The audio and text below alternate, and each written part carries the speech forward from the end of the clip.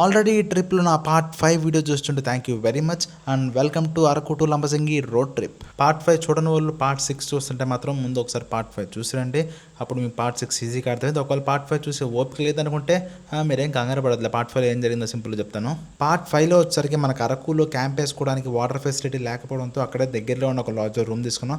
దాని తర్వాత chocolate factory cover చేసుకొని లంబసింగి వెళ్దాం అనుకునే టైంలో అక్కడ మ్యాప్లో మాకు ఒక మంచి వాటర్ ఫాల్ కనిపిస్తుంది అనమాట. ఆ వాటర్ ఫాల్ నావిగేట్ చేస్తే అది ఒడిశాలో ఉంది. ఆ ఒడిశాలో ఉన్న వాటర్ ఫాల్కి వెళ్ళిన తర్వాత అక్కడ మేము ఎలాంటి అడ్వెంచర్స్ ట్రెక్ చేసాం, ఆ కొండల్లోకి ఎలా ఎక్కాం, డేంజరస్ అయిన ఎలుగుబంట్లు ఉన్న కొండలోకి ఎక్కి ట్రెక్ చేసాం అనమాట. అండ్ వీటన్నిటితో పాటు భారీగా వర్షం కూడా పడింది అనమాట. ఆ వర్షంలోనే తడుచుకుంటా కొండరాలు జారుతున్నా కానీ ఆ వాటర్ ఫాల్ చూడటానికి ఆ కొండ అయితే ఎక్కి వాటర్ ఫాల్ చూసేసి వచ్చాం. ట్రిప్ అంతా దరిద్రాలు అంటే దరిద్రాలు అనమాట, మామూలు దరిద్రాలు కాదు. వాటర్ ఫాల్స్ ఒడిశా బోర్డర్ దగ్గర వాటర్ ఫాల్స్కి వెళ్ళొచ్చాం కదా, గ్యారంటీ జలుబు జ్వరం పట్టేసుకుంటుంది. ఒడిశా బోర్డర్ దగ్గర వాటర్ ఫాల్స్ దాకా వెళ్ళొచ్చాం కదా, అక్కడే చాలా రిస్క్ లేదు, చాలా స్టంట్లేసి వెళ్ళాం అనుకుంటే ఇంకా తిరిగి మళ్ళీ రిటర్న్ అయ్యి లంబసింగి వెళ్ళేదాలో పంచర్ పడింది. ట్యూబ్లెస్ టైర్ కాబట్టి ఎట్ట కూడా తట్టుకుంది. ఇప్పుడు మళ్ళీ రిటర్న్ అరకు వచ్చాం, ఏది పంచర్ వేయించుకోవడం కోసం. ఎందుకంటే ఒడిశా లోపలికి వెళ్ళాం. మళ్ళీ అక్కడి నుంచి అయితే ఇవాళ మార్నింగ్ స్టార్ట్ అయ్యాం, మళ్ళీ అక్కడికే రిటర్న్ వచ్చి పంచర్ వేయించుకున్నాము. ఇప్పుడు ఈ నైట్ స్టే చూడాలి. ఈ నైట్ ఎలాగైనా మళ్ళీ రూమ్ తీసుకోవడం ఖచ్చితంగా క్యాంపింగ్ చేద్దామని అనుకున్నాం. బట్ అసలు మొత్తం తడిచిపోయినాయి, బట్టలు తడిచిపోయినాయి. అసలు ఒక్కొక్కరు గడగడలు కొనిగిపోతున్నారు వర్షంతో పాటు. ఇంకా అరకులో చలిసంగా తెలిసినాయి కదా మీకు. ఇప్పుడు ఏం చేయాలి అసలు ఏం అర్థం కాలేదు ప్రజెంట్ అయితే. ఓకే, మా ఫ్రెండ్స్ మోటివేషన్ మేరకు అరకు నుంచి లంబసింగి అయితే స్టార్ట్ చేసాం. హెవీ వర్షం పడుతున్నా కానీ బాగా అంతా బీభత్సంగా తడిచిపోయినా కానీ అరకు నుంచి లంబసింగి అయితే స్టార్ట్ చేసాం. అరౌండ్ 100 కిలోమీటర్స్ ఉంది. అండ్ టైం వచ్చేసరికి ఎంత అయిందిరా? 6:30 అయిందా? టైం వచ్చేసరికి కరెక్ట్గా 6:30 అవుతుందంట. సో ఈ మధ్యలో ఒక వ్యూ ఉంది, ఒక మంచి వాటర్ ఫాల్ ఉంది, ఒక బ్యూటిఫుల్ వాటర్ ఫ్లో ఉంది. అది వచ్చేసరికి చప్రాయ్ అంట. యాక్చువల్గా చప్రాయ్ నేను ఎప్పుడు రాలేదు, ఇప్పుడు వచ్చాను. బట్ స్టిల్ ఇప్పుడు కూడా క్లోజ్ అంటే ఇంకా టైం అయిపోయింది కాబట్టి క్లోజ్ చేస్తారు. సో లంబసింగికి వెళ్ళే ట్రిప్ అయితే క్యాన్సిల్ చేస్తాను. ఇక్కడే పాడేరులో ఆగాల్సి వచ్చింది. పాడేరు దాటి వెళ్ళినా వెనక్కి వచ్చాను. అందుకని మా ఫ్రెండ్స్కి యాక్సిడెంట్ అయింది. నేను పృథ్వీ ఒక బైక్ మీద వెళ్తున్నాను, అండ్ మా ఫ్రెండ్స్ సత్తారని శ్రీనివాస్ ఒక బైక్ మీద వస్తున్నారు. అది వచ్చరికి యాక్టివా 5G or 6 ఏదో ఉండాలి. సో వాళ్ళు వస్తుంటే ఒక గుంట వచ్చింది. ఆ గుంటను తప్పించడానికి ట్రై చేసి కింద పడి యాక్సిడెంట్ అయింది. మేజర్ ఇంజురీస్ అయితే ఏమో లేదు కానీ ఫేస్ అయితే మాత్రం బాగా షేప్ అవుట్ అయిపోయింది. ఇక్కడే సార్ పాడేరు దాటినా కదా రోడ్డు ఇది దారుణం. గతుకులో పడి బైక్ లంబసింగి వెళ్తున్నాం. పాడేరుకి ఒక 8 కిలోమీటర్స్ అటు. ఇంకేం వెళ్తాను సార్, అది పడంగానే అసలు మైకంలోకి వెళ్ళిపోయారు. ఎవరు మాట్లాడలేదు, తోలుతున్నారు, భయం కూడా తీసుకొచ్చాం. మరి పెద్ద ప్రాబ్లం లేదన్నారు. సత్తార్కి వచ్చేసరికి ఇక్కడ ముక్కు మీద కొంచెం బాగా గుంటపడింది అండ్ మూతి మీద కోసుకుంది. శ్రీనివాస్ చిన్న దెబ్బలు, దెబ్బలే, కానీ ఇద్దరు భయపడ్డారబ్బా, మామూలు భయపడలేదు. సో ఓకే, ఈ స్టోరీ నేను తర్వాత చూసాను. సో ఫస్ట్ అయితే ఇప్పుడు ఇంకా ఎక్కడికి నేను మా లంబసింగి నైట్ కొట్టేద్దాం అంటున్నాం కానీ ఇంక ఇప్పుడు వెళ్ళే ఛాన్స్ అయితే లేదు. ఎందుకంటే వాళ్ళదే తీసుకొని అసలు పోలేదు రిస్క్ అనమాట. సో అందుకని రూమ్స్ తీసుకున్నాను చూశాను. ఫస్ట్ అక్కడ సాయి లాడ్జ్ కనపడుతుంది కదా, అక్కడికి వచ్చాను. అక్కడ లేవంట, నేను ముందున్న లాడ్జ్కి వచ్చాను. ఇక్కడ ఉండయ్యా లేవా ఫుల్ అన్నీ లోపలే వేడిగా ఉందిరా, చక్కగా బయట. ఈ అరకు ఇటు సైడ్ అంతా లొకేషన్స్ బాగుంటాయి కదా, సినిమా షూటింగ్స్ కూడా ఎక్కువ జరుగుతాయి. అఫ్కోర్స్ సినిమా షూటింగ్ వాళ్ళంతా లాడ్జ్లన్నీ కబ్జా చేసి పడేశారు. ఈ పాలెల్లో ఎక్కడ చూసినా లాడ్జెస్ దొరకలేదు. పెద్ద సినిమా షూటింగ్ జరుగుతుందంట కదా, ఫుల్గా రష్ ఉంది, అసలు ఎక్కడ లాడ్జెస్ దొరకట్లేదు. ఇంకెక్కడే ఒక చోట ఏదో మణికంఠ డామిటరీ అంటే అక్కడ తీసుకున్నాము. బెడ్స్ అన్నీ ఇలా ఉంటాయి అంటే ఇంకంతే, ఇంకేదో హాస్టల్ లాగా షేరింగ్ అనమాట. అంటే యాక్చువల్గా ఇలాంటి వాటిలో ఉంటాను మామూలు ఒప్పుకోలేదు. బట్ జనాలు ఎవరు లేరు, జస్ట్ ఒక ఇద్దరు ఉన్నారు. అక్కడ ఒక 2 జనాలు ఉన్నారు అంతే, అంతకుమించి ఎవరు లేరు. అందుకని ఇది ప్రిఫర్ చేసుకున్నాము. ఉండడానికి కొంచెం కష్టమే, but still we can manage చేయొచ్చు వాళ్ళ ఒక్క నైట్కి. డార్మిటరీలో ఉన్నాం కాబట్టి కుక్ చేసుకోవడానికి కుదరదు. సో అదే డార్మిటరీ కింద చిన్న హోటల్ ఒకటి ఉంది. అందులో వచ్చరికి పెద్ద ఐటమ్స్ కూడా ఏం లేవు, మెనూ చాలా ఉంది కానీ అంటే అరౌండ్ టైం వచ్చరికి 10:30 అవుతుంది. ఇక్కడ అవైలబుల్గా ఉంది ఏంటంటే ఇప్పుడు just chicken fry piece biryani అంట.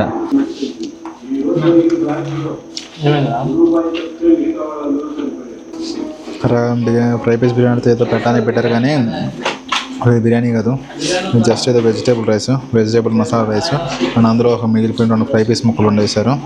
అండ్ ఇవన్నీ కలుపుకుంటే టేస్ట్ రావాలి కాబట్టి ఈ ఆనియన్ గ్రేవీ విడిగా ఇచ్చారు. ఇప్పుడు చూసారు ఆనియన్ గ్రేవీ విడిగా ఇవ్వటం. ఇది ఫ్రై పీస్ బిర్యానీ టేస్ట్ ఇది వస్తుంది. ఇది ఏది బిర్యానీ టేస్ట్ రావట్లేదు. Hello guys, good morning from Paderu. And ఇప్పుడు ఏంటంటే పాడేరు నుంచి ఇప్పుడే స్టార్ట్ అవుతున్నాం. జస్ట్ బాతింగ్ లేదు, జస్ట్ బ్రష్ చేసి వెళ్ళిపోవడమే. ఎందుకంటే స్నానం చేద్దామంటే బట్టలు కూడా లేవన్నమాట. అనేది తడిచే ఉంది. అసలు నేను సూర్యుని చూసి 2-3 రోజులు అవుతుందిరా. అరే నేను సూర్యుని వైజాగ్లో చూస్తున్నారా, మళ్ళీ ఇక్కడ చూడలేదురా. యాక్చువల్గా ఇప్పుడే పాడేరులో ఉన్న డోమిటరీ తీసుకున్నాం కదా రాత్రి, అది చెక్అవుట్ చేసాము. ఇంకా యాక్సిడెంట్ దెబ్బకి మా ఫ్రెండ్స్ ఇద్దరు భయపడిపోయారు, పడ్డారు కదా బండి మంచి, శ్రీనివాస్ అండ్ సత్తర్. సో సత్తర్ కొంచెం మొహమ్మద్ దెబ్బతినలే, ఆల్రెడీ అంతకుముందు కూడా చెప్పాను. సో వాళ్ళైతే ఈ ట్రిప్ని we can't continue this trip anymore అని హ్యాండ్ ఇచ్చారు. సో ఇప్పుడు ఇక్కడ నుంచి అయితే వాళ్ళు బస్కి వెళ్ళిపోతున్నారు. ఈ పాడేరు నుంచి ఆర్టీసీ బస్సు వైజాగ్ వెళ్ళిపోతున్నారు. So me and my friend Prithvi gonna complete this trip. So మేమిద్దరం అయితే ఈ ట్రిప్ని కంప్లీట్ చేయబోతున్నాం. వాళ్ళిద్దరు అయితే అయిపోయింది, ఇంకా ఎక్కేస్తారు. ఫస్ట్ బయటికి వెళ్ళేసి ఇక్కడ నుంచి పార్కింగ్ లాట్ నుంచి బయటికి వెళ్ళేసి అక్కడ కూడా మంచి బ్రేక్ఫాస్ట్ చేసి కంటిన్యూ చేద్దాం ట్రిప్. మేము మా డోమిటరీ ముందే ఉన్న హోటల్లో అయితే ఆగాము బ్రేక్ఫాస్ట్ కోసం. టేస్ట్ ఎలా అని చెప్తాను. ఓకే, నైస్, బాగుంది, పర్లా, మేనేజబుల్. ఇప్పుడైతే మనం పాడేరు నుంచి వనజంకెళ్ళి దారిలో ఉన్నాం. ఇక్కడ చూడండి, లగ్గిసపల్లి అంట. ఈ లగ్గిసపల్లి అనే ఊర్లో ఉన్నాం. ఎక్కినా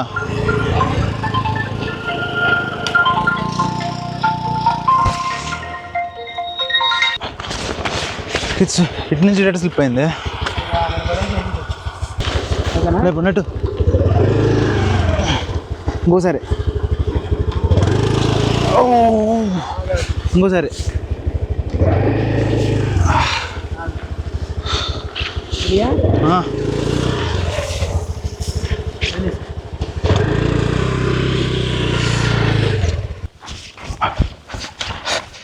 చాలా ఇంక్లైన్డ్గా ఉంది అండ్ దట్టు మొత్తం జారిపోతుంది ఎక్కడికక్కడ. అసలు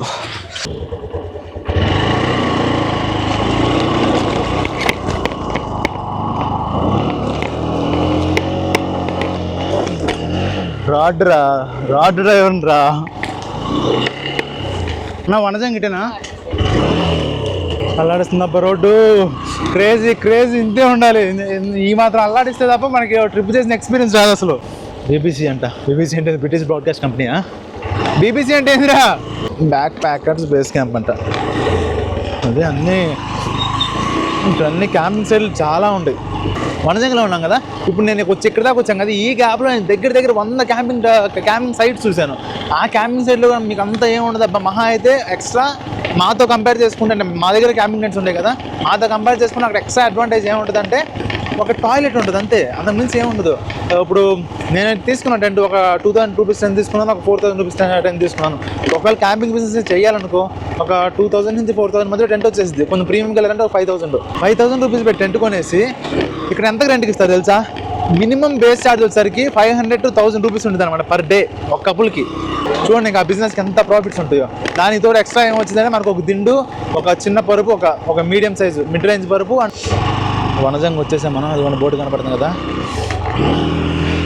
ఇంకేముంటుందంటే ఇంకంతే, ఒక పరుపు, ఒక దిండు, ఇంక ఇవి ఇచ్చేసి దానికి 500 నుంచి 1000 రూపాయలు ఛార్జ్ చేస్తారు.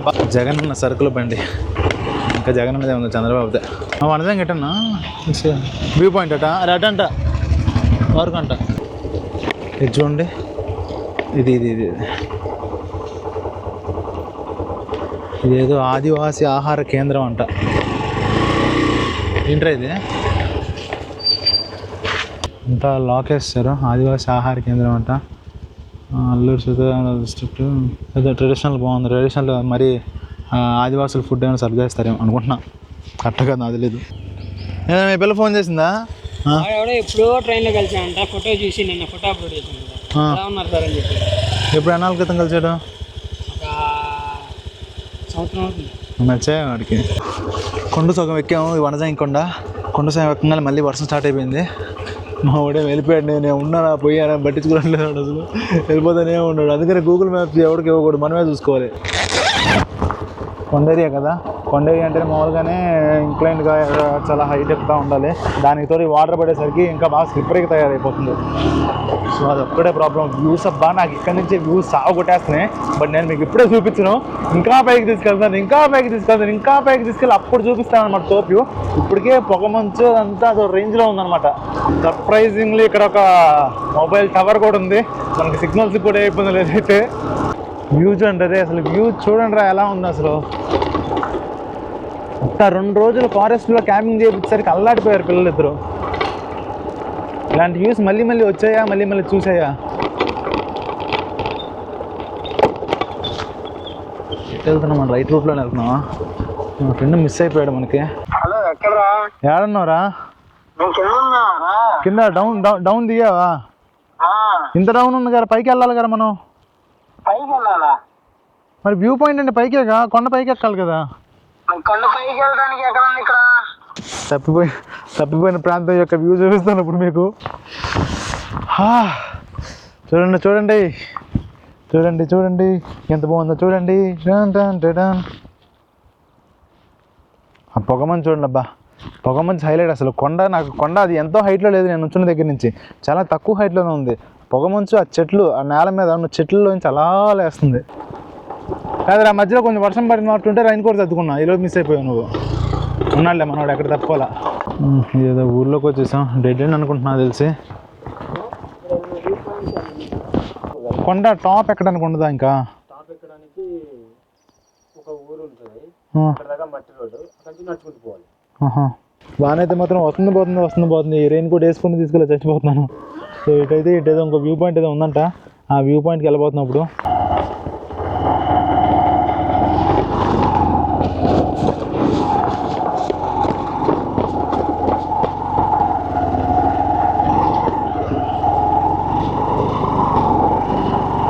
రోడ్ అయితే ఇది ఘాట్ రోడ్డే కానీ పర్లేదు, మరి వరస్ట్ రోడ్ అయితే కాదు, మేనేజబుల్ రోడ్, మేనేజ్ చేసుకోవచ్చు.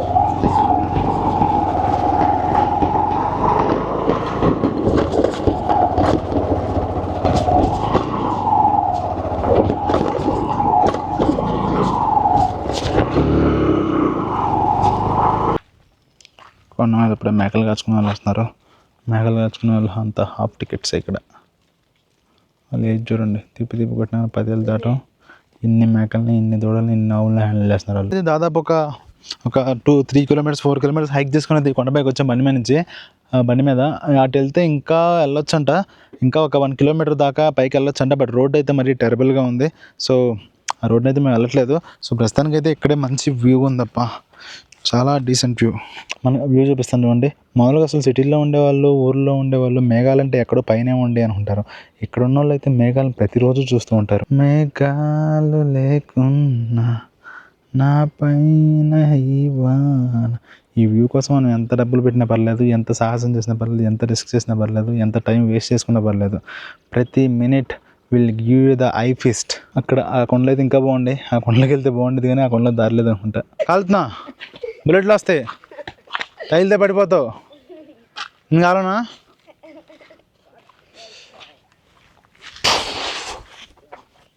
ఏం చదువుకుంటున్నారా మీరు? ఎయితా?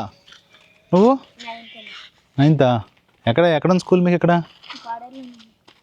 పాడే వెళ్తాను. మీరు పాడేరేనా? కింద ఎందుకెళ్ళి చూద్దాం, దారి లేదు, దారి ఉన్నంతవరకు వెళ్దాం.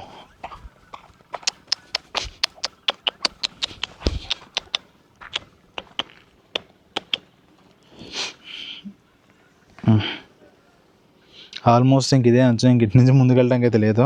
ఇక్కడ ఇంకొకటి ఏంటంటే, ఇక్కడ ఇంత ఫారెస్ట్ లాగా ఉండి, ఇంత గ్రీనరీగా, ఇన్ని కొండలు, ఇన్ని రాళ్ళు ఉన్నా కానీ ఎక్కడ అసలు పాములనే అసలు ఎక్కడ ఒక పాము కూడా ఉండదంట అంటున్నారు. మరి ఇక్కడ ఉన్న ప్రతి ఒక్కళ్ళు అంతా చూస్తున్నారు అబ్బా, కానీ ఇంత గడ్డి చూస్తుంటే పాములు లేకుండా ఎందుకుంటే అనిపించింది నాకు. అండ్ ఇక్కడ క్యాంప్ వేసుకోవాలన్నా కానీ వేసుకోవచ్చు అంట. ఇది ఎలుగుబంట్లు కానీ, అడవి పందులు కానీ, అసలు ఏ జంతువులు ఉన్నామంట మన దొరికి ఉంటే కుందేళ్ళు ఉంటాయంట అక్కడక్కడ. అండ్ అక్కడ కనిపిస్తుంది చూసారా, అదంతా కాఫీ ప్లాంటేషన్ అంట. కాఫీ ప్లాంటేషన్ అక్కడికి వెళ్ళొచ్చలేదు కానీ అవి ఎవరో ప్రైవేట్ తోటలు అంట. అంటే ప్రైవేట్ తోటలు, ఇక్కడ గిరిజనులు ప్రైవేట్ తోటలు తెలియదు కానీ ప్రైవేట్ తోటలు అని చెప్పారు, కాఫీ తోటలు. సో ఇంకొకసారి ఆఖరిసారి వ్యూ చూసుకొని ఇంక ఈ ప్లేస్ నుంచి అయితే వెళ్ళిపోతున్నాం. ఇంకా నెక్స్ట్ మళ్ళీ లంబసింగ్ వెళ్తున్నాం. ఈ లంబసింగ్ దారిలో మళ్ళీ ఇలాంటిది ఏమైనా కనిపిస్తే అప్పుడు అర్ధాంతరంగా ఆగిపోతాం. ఇటు చేసుకున్న బదులు లంబసింగ్ మనకు 2 రోజులు పట్టిద్దామరా ఈజీగా. మధ్యలో వర్షాలు పడతాయి, కనిపించిన ప్రతి చోట ఆగుతున్నాం.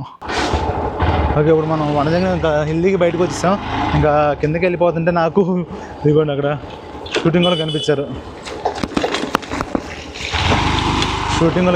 అమ్మ సురేష్ ప్రొడక్షన్స్ వ్యాన్ కూడా ఉంది. ఏం సినిమా షూటింగ్, హీరోయిన్ ఎవరో చూద్దాం ఒకసారి.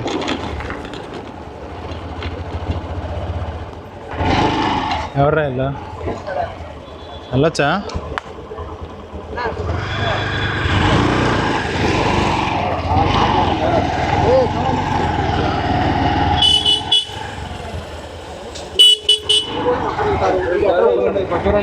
అదే కంప్లీట్